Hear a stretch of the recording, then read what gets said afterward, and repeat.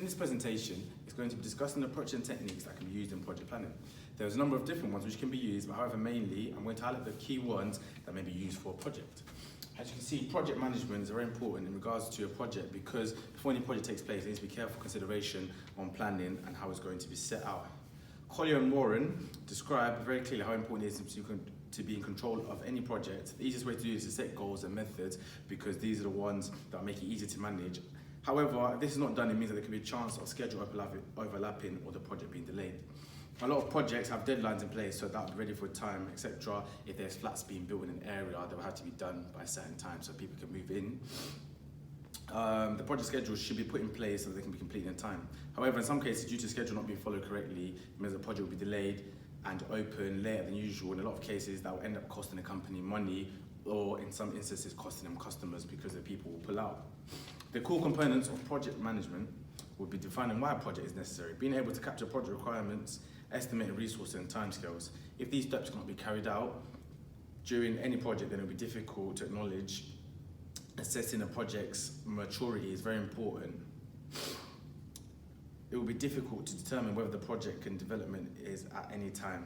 IB, CW and QUAC acknowledges assessing project's maturity is very important because it allows progress to be monitored throughout the project. It will easily identify if targets are not being met. Upon this, the project manager can detect the changes and make changes while it still has time rather than the project running on.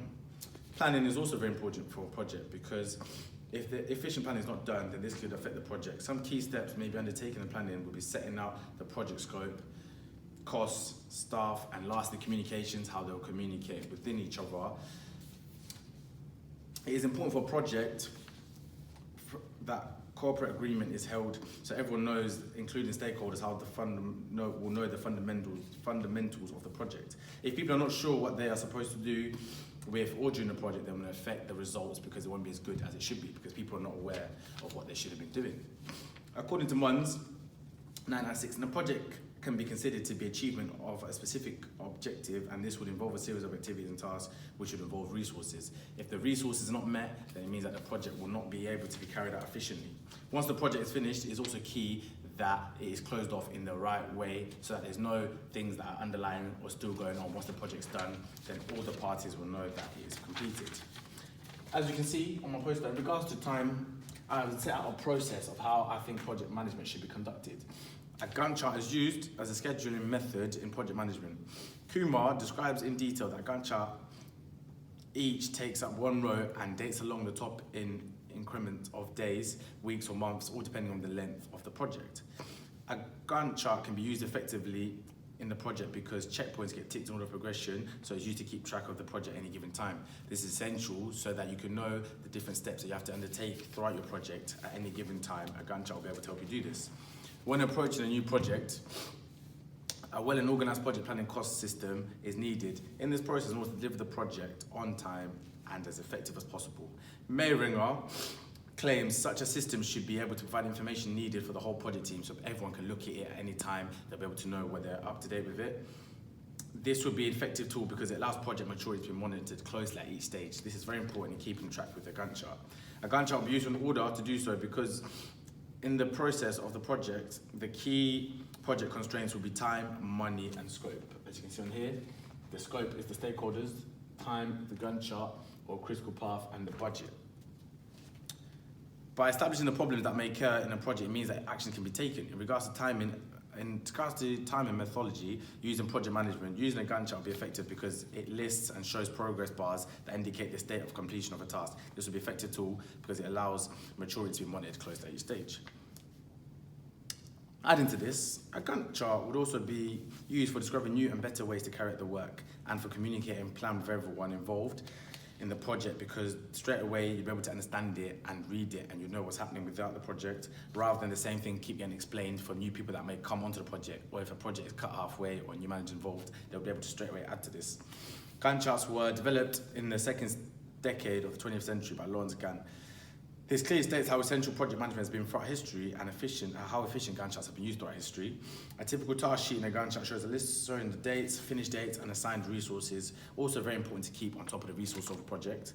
This is very vital because the resource in project should be enough for each of the stages to make sure the project is carried out correctly. Otherwise, if this is not mentioned, it will end up being a going over the budget for the project, and this may affect the stakeholders and the process as seen. Mailer addressed that scheduling and list control were key issues in regards to project management in the past, so therefore systematically put in place which make it easier to manage these operations. Having poor management in scheduling meant that projects running over time, things not being completed, people were losing out on things because of the scheduling that was not being made correctly. Running over their timescales was costing companies money and also leading to projects not being done correctly. This time management technique of a Gantt chart is very important because the project management process, it fits with the budget and scope by keeping all parties aware of the project schedule, resources available to them within the project. In regards to a critical path analysis, Willis expresses that it's a method which is used to organise, schedule and control a project. Dating back centuries, they've been using a critical path analysis for years. The planning method clearly outlines the best way to complete a project and can determine any problems that may occur so that solution can be figured out quickly and action can be taken by the management of the project. Very similar to a Gantt chart, this form of scheduling project was developed in 1950 and since then has been used to define large projects and given a scale of how the projected is supposed to be conducted. In the critical path analysis, the critical path method allows you to plan all the tasks that must be completed as part of the project. For managing a critical path analysis will allow the project goals to be monitored, and it's also allowed to see any counteractive things that may be coming towards or may affect the project so that action can be taken. Some projects may go, of course, due to natural problems. For example, if in construction there might be bad weather which might stop people working for a couple of days. They'll have to get back on track using this critical path system because you'd be able to track, give your manager, the project manager, a chance to track where the project is at, whatever that may stop the project moving forward. There may be some problems that may occur in a critical path analysis. Baker claims that an occurring problem in a critical path analysis involves normal and crash durations being provided for each activity with corresponding costs, and it also requires a minimum cost schedule provided for all cost issues. By planning this and estimating how much cost needs ahead, it means that they'll be able to pull out money if things do not go according to task. This allowed the project to quickly get back on track if any unexpected issues occur. Likely similar to the Gantt chart concept behind the critical path analysis is that you cannot continue with some of the activities until the other activities are finished. In this case, a critical path analysis will be used for smaller projects, unlike a Gantt which will be used for a bigger scale. Due to order of the steps undertaken, a Gantt chart has a lot more steps, unlike a critical path analysis. Activities in a critical path analysis would need to be completed in a sequence with each other's stages being completed or almost completed before moving on. For example, there's many different examples. You can see a wedding. Some of the steps undertaken will have to be done before the others. PERT, Program Evaluation and Review Techniques, are part of variation on the critical path analysis because it has more cautious view on the time estimates. It means that things will have to be done very accurately due to time. However, risks have to be managed efficiently to avoid losing project time or money due to not being prepared. Risks will have to be considered in both Gantt and critical path analysis because they may majorly affect the progress, budget, or stakeholders that would affect this process. Due to that, if the risks are not undertaken or considered carefully, it will set back the project or not have the project things on time. Things may go wrong in the project. You need to be prepared and 2 steps ahead. As you can see in my process, stakeholders are very important. The stakeholders are the people that are directly or indirectly involved in the project outcome due to the goals and aims that are set by the project. Friedman claims that the aim of stakeholders should be to encourage the field involved because the better the project comes, the more stakeholders likely to gain profit. They are large contributors towards the project, and after the project manager, they would come after the project manager whose project is to run the project, the money that they provide into the project. Friedman argues that the basic idea for managing stakeholders is understood to be set a relationship among groups which have a stake in the activities that may make up the business. It is also important to project because running a project should be concerned about customers, suppliers, and even employees. And finances, communities, interact and create value.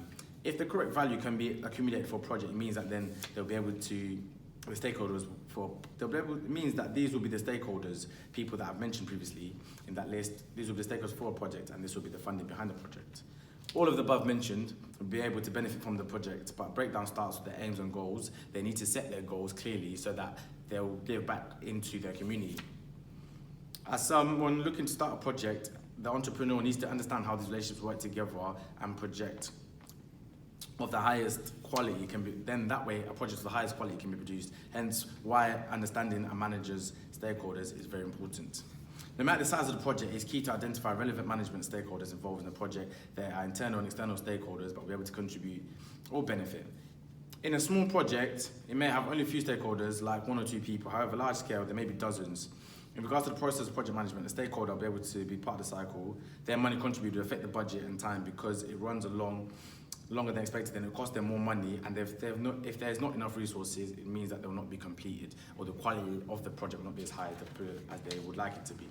Stakeholders can be positive or negative. However, it would help for a stakeholder to be positive. That way they can keep up to date and show a lot of interest in the project. It means that they'll be up to date, and it means that there's a better chance of their project coming out better. Budget can also be defined as cost control. The estimation of cost, because in some projects, the budget can be accurate due to measures of resources that cannot be controlled. Before a project is started, an agreed budget will normally put into place. According to Naudi, addresses a budget, identifies planned expenditure for a project, and then will then use as a foundation against the actual expenditure, and that would eventually cost the work can be reported. Some costs may come under budget for a project. Some costs that may come under budget for a project would be costs, accommodation, consumables, and even capital items. Budget must always be kept under control due to what the stakeholders contribute. It means that the project manager would have to ensure the project is running on time due to the stakeholders and time of the project. There are 4 potential attributes that may contribute to the budget, and these would be direct costs, indirect costs, fixed costs, and variable costs.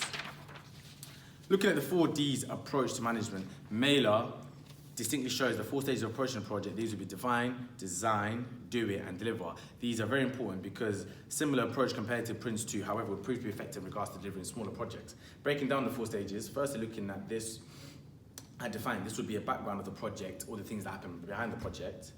After that would come design, and this would estimate the time required, identify constraints and dependencies of the project, and then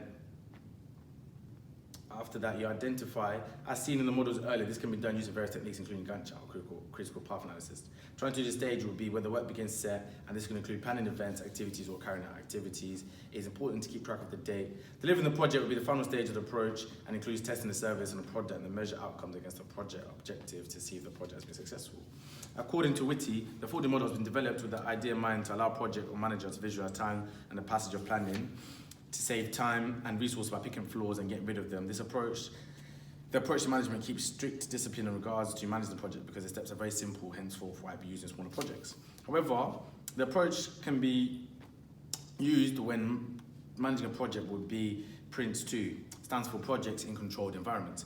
This would be a useful approach to use because this method of planning would have more stages than Mailer's 4D because it would normally be for bigger projects. Bentley states that practical step-by-step guide, it is a practical step-by-step guide to successfully manage. The flexible method can be adjusted and the project will focus on business justification. Key features to Prince 2 would include product-based planning, approaches, emphasis, and splitting the project into controllable stages so each can be managed at any given time, progress can be checked, and it would show some risks involved. Both of these approaches to managing a project are useful, but look directly into each of them. There are some advantages. As you can see on here, I've done a small scale of the arrows, and it shows how it would work in the cycle. Everyone knows what to expect in each of these projects, but the benefits of 4D modeling would be it will provide the contractors and stakeholders of the project better visualization of the planned sequence that has been planned with the project and allow them to see if there are any more problems that may occur in the project. The 4D model, the disadvantage of Prince 2 would be that mainly used for large projects would be hard to adapt to on small projects, unlike 4D's model, which can be used in a variety of projects. It is a hard methodology to adapt. Some project managers would tend to not use it because they don't relate to the work they're doing. The disadvantage of 4D model would be the progress of each of the stages would be slower, henceforth why it's occasionally used in smaller projects compared to Prince 2 because the 7 steps which are all needed to comply. In conclusion, this would be recommended to use Prince 2 as an approach. So I would recommend to use Prince 2 as an approach project because it's more carefully detailed method of planning and it would need to be set in a project direct focus. It focuses on the business aspect and what is needed. Taking a look at previous sequences which have been done in history, which have been carried out using Prince 2 would also help scale some of the projects and that save time and money. It gives a better visual representation of planning and this can be useful throughout the project. Thank you.